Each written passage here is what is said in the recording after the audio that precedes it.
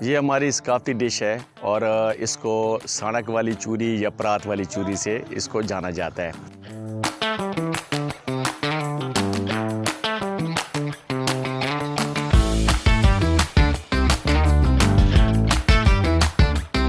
इसमें हम एक चकोरी लेते हैं जिसमें फिर हम रोटी को बारीक बारीक पीसते हैं।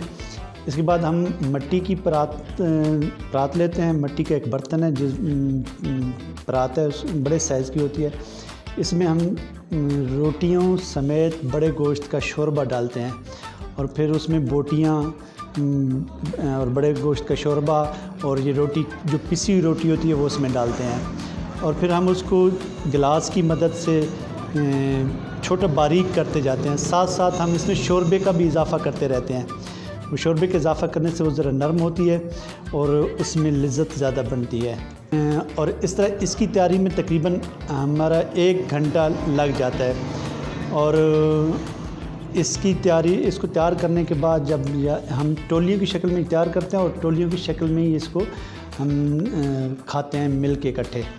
और इसके टेस्ट को दोबाला करने के लिए जब हम इसको खाने लगते हैं उससे थोड़ा देर पहले इसमें नींबू का रस निचोड़ा जाता है, जिससे इसका मज़ा ज़्यादा दोबाला हो जाता है।